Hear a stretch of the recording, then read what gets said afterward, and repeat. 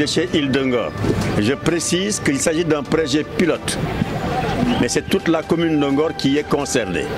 Et c'est ce qui justifie aussi la présence ici du premier magistrat de cette commune, M. le maire Amadou Gueye, sans qui rien n'eût été possible. Merci. Merci. Donc ce projet, nous l'avions initié en groupe. Et le cœur du projet était en fait le cabinet EDE International et mademoiselle Claire Strasier. Nous n'avons fait que le portage. Mais avant cela, on avait une préoccupation, c'était avoir une île de Ngor propre ou une île de Ngor où chacun viendrait chercher sa part de bonheur. Donc ensemble, ils ont élaboré quelque chose de très très fort. Quand ils me l'ont remis, nous nous sommes arrangés pour remettre le projet à son Excellence M. Macky Sall, qui l'a validé et qui a décidé que ce projet devait être le pilote zéro déchet. J'insiste encore sur le pilote zéro déchet, pas un pilote 7-7. C'est un projet qui s'inscrit dans la durée. Il se réalisera durant une période de 3 ans avec des moments d'évaluation qui se feront à partir du 2e mois, du 6e mois et de la première année. En quoi consiste-t-il?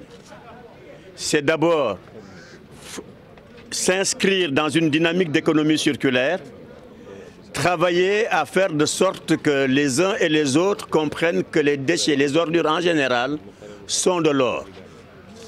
Que récupérer, valoriser, recycler et les réduire peuvent générer suffisamment de revenus à une certaine population qui, demain, se voyant là-dedans, pourrait réellement aider à ce que cela se fasse de manière quasi pérenne. Donc nous avons tenté dans ce projet-là de créer, de travailler sur plusieurs chapitres. Un chapitre formation de communauté de jeunes de Ngor, un chapitre formation de communauté de femmes de Ngor, une sensibilisation qui ne laissera aucune porte. Sensibilisation chez les exploitants, sensibilisation dans la population. Une invite au tri chez l'habitant. Et naturellement, après l'habitant, le monsieur tout le monde, c'est-à-dire les passants qui viennent nous visiter tout le temps. Nous allons aussi travailler à préparer ceux qui visitent la commune de Ngor et qui font un nombre supérieur à 10 000 par an et qui viennent avec d'autres valeurs, d'autres déchets. Nous ferons une pré-campagne pour sensibiliser cela à ce que venant, ils soient bien chez nous, mais qu'ils repartent avec certains de leurs déchets et que ceux qui nous seront laissés puissent être recyclés et destinés à d'autres démarches. Pour ce faire, nous avons aussi imaginé mettre en place des kiosques pour d'abord récupérer tout ce qui est plastique sur l'île, mais aussi sur le continent. Monsieur le maire Amadou Gueye nous désignera des points dédiés pour recevoir 10 kiosques. Ces kiosques de recyclage et de commercialisation. Pour ces kiosques de recyclage et de commercialisation, nous avons déjà trouvé le partenaire. Ce matin, la première bonne nouvelle que j'ai eue, c'est cette organisation, Latter-day Saint Christie's. La patronne, Madame Chantal Thompson, s'est approchée de moi pour me dire que ça y est, c'est validé. Vous aurez vos 2 premiers kiosques tout prochainement. C'est donc dire que si nous avons les points dédiés, les 2 premiers kiosques de recyclage et de commercialisation seront posés sous peu. Parmi ces partenaires, en dehors donc de l'UCG qui est là au nom de l'État, du cabinet EDE International et de l'appui permanent de M. le maire Amadou Gueye, je le disais tout à l'heure, sans qui rien ne serait possible, nous avons d'autres partenaires qui nous accompagnent. Et c'est la raison pour laquelle aujourd'hui, je me suis fait trace et non ilien, sans qui on serait mal alimenté. Ce sont ceux-là qui nous fournissent de l'eau. C'est la Casamançaise. D'autres partenaires qui ne veulent pas se montrer, mais qui sont mes frères et sœurs de la communauté libanaise, qui depuis le premier jour n'ont eu de cesse d'être à nos côtés pour pelles, broches, espèces végétales. J'ai même eu, non pas de ma sœur, celle-là je l'exclus, c'est Odile Gazi, mais de mon frère Félix Moussali, qui est venu me chercher jusqu'ici avec mon fils Billy Seck pour nous dire qu'il faudrait qu'un jour on réussisse. Il est aussi un très administré, monsieur le maire. Il habite les Almadies. Il faudrait qu'on réussisse à reboiser à hauteur au moins de 500 pieds par an cette commune-là. Et pour nous en donner la preuve, nous l'avons accompagné à la pépinière. Et là, nous avons pu tirer à peu près, je ne peux pas donner le nombre de petites pousses. Bonjour à tous. Donc, nous sommes tous réunis aujourd'hui dans le cadre du lancement du projet pilote Transition Zéro Déchet de l'île de Ngor. On sache tous que c'est un projet pilote. L'idée également, ce serait de pouvoir disséminer ce projet à travers tout le Sénégal. Voilà. On a cet aspect de promotion de la valorisation des déchets. Et autour de cet objectif, nous allons mettre en place ce KRC, donc qui est un kiosque de recyclage et de commercialisation des déchets, dont l'objectif est de pouvoir trouver des débouchés au plastique, aux métaux et au verre. Donc l'idée c'est d'être un relais entre la population et les repreneurs de ces déchets. Donc les populations vont venir amener leurs déchets dans le kiosque. Et derrière, on va trouver des partenaires avec Sodiaplast, à titre d'exemple, ou bien Sometra, donc qui vont valoriser ces déchets pour en faire d'autres produits. Et sur l'île également, notre idée c'est de mettre en place un système de valorisation des déchets organiques. Donc à travers la mise en place d'un centre de compostage, donc ça sera un mini centre de compostage qui sera installé sur l'île. Donc l'idée c'est de pouvoir récupérer tous les déchets organiques des ménages, mais également les déchets organiques des structures commerciales, les hôtels, les restaurants, etc. Donc voilà un peu l'idée qui tourne autour de la valorisation. De l'autre aspect également du projet, c'est de renforcer un peu la filière de pré-collecte, de collecte, de transfert des déchets, donc à travers la mise à disposition des bacs de collecte, donc sur toute la zone du projet, et également de fournir des poubelles de tri sélectif donc aux ménages sur l'île, pour aussi renforcer ce dispositif de tri et de valorisation des déchets. Après, il y a un autre aspect également du projet qui est un peu l'aménagement de l'espace vert de la zone du projet. Donc ça aussi c'est une partie non négligeable. Donc M. Diallo l'a dit tout à l'heure, ça essaie de planter des arbres un peu autour des axes du projet. Donc voilà en gros les objectifs de valorisation du projet. Juste enclin à vous remercier de votre présence et donc de vous dire que ce que nous allons faire à partir d'aujourd'hui, c'est de faire en sorte que ce que nous faisons ici soit quelque chose de pérenne, quelque chose sur lequel nous n'allons pas attendre ni l'État ni personne. Nous qui sommes ici dans notre commune, parce que cette commune est la nôtre, nous allons faire en sorte que ce que nous préconisons de faire, que ce soit quelque chose de pérenne, et nous allons essayer de faire en sorte que tout le monde puisse vivre dans un cadre vraiment propre, harmonieux et agréable.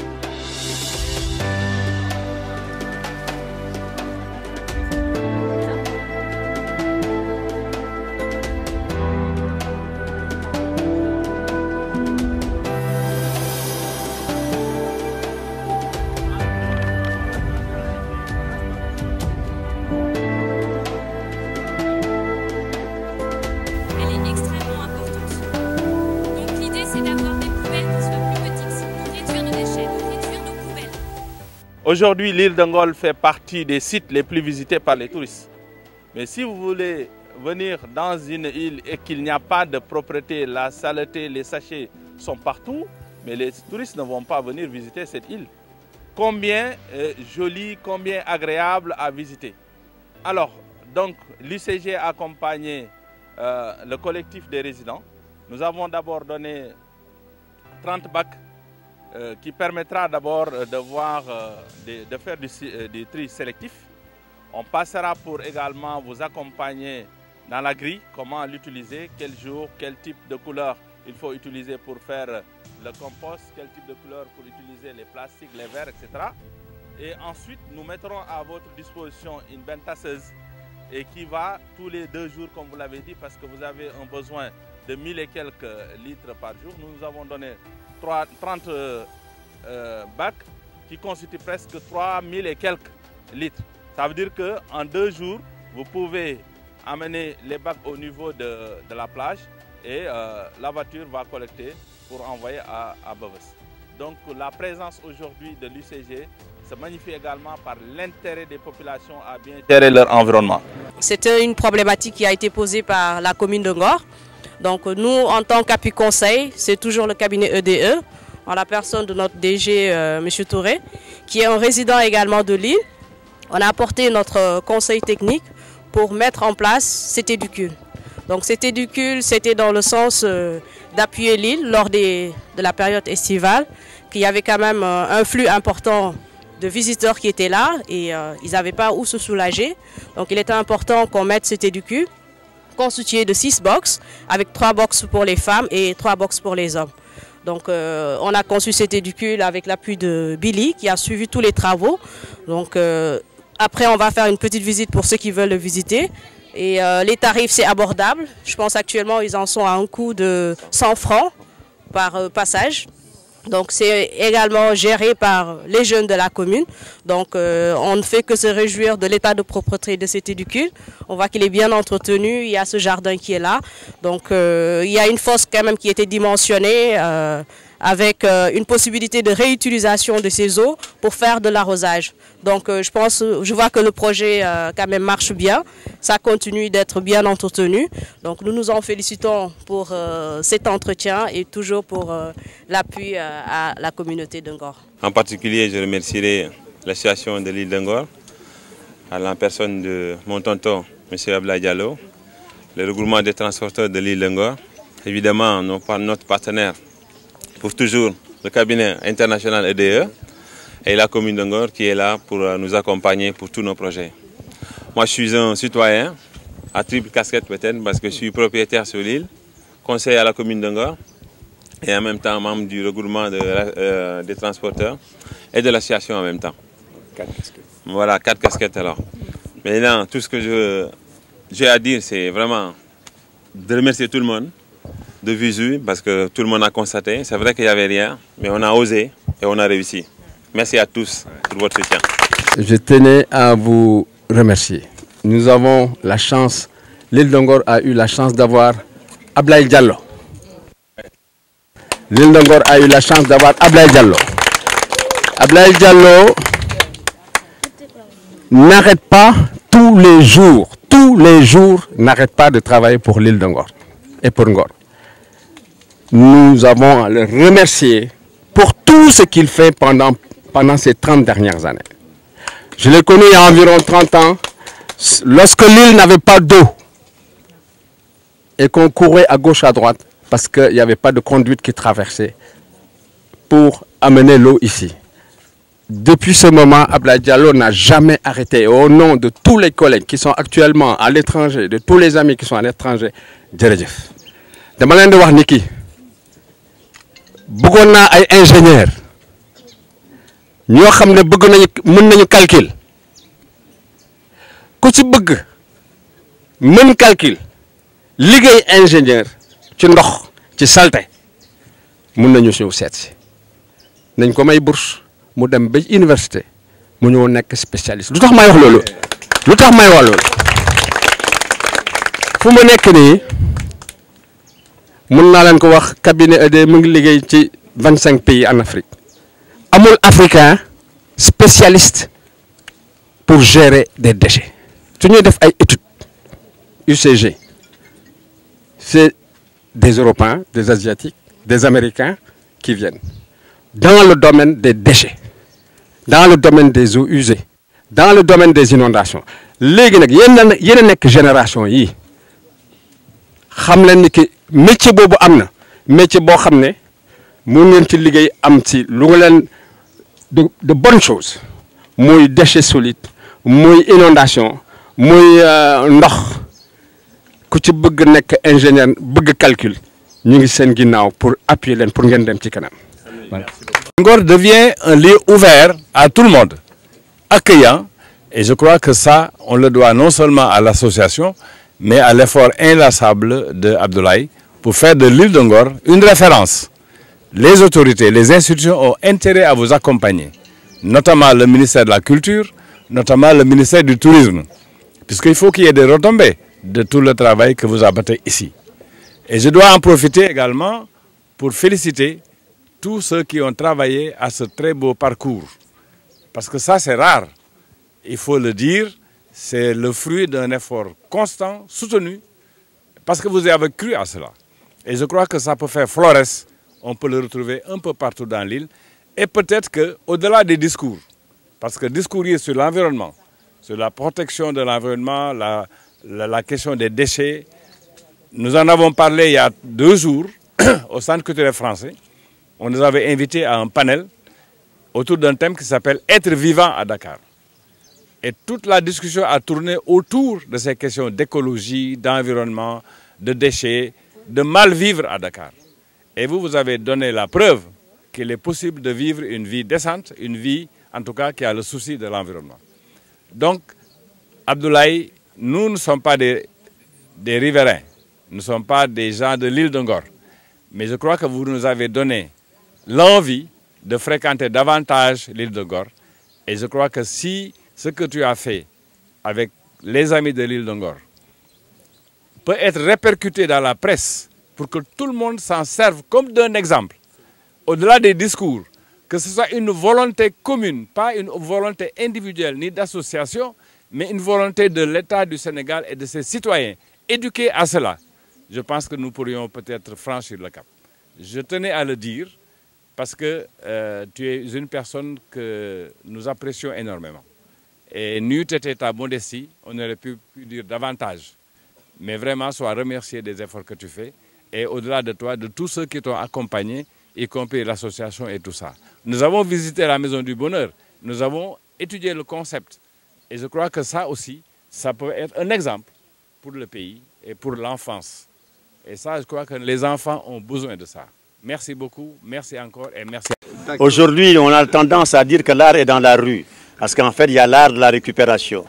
Donc, l'île de Ngor, nous lui voulons une vocation culturelle.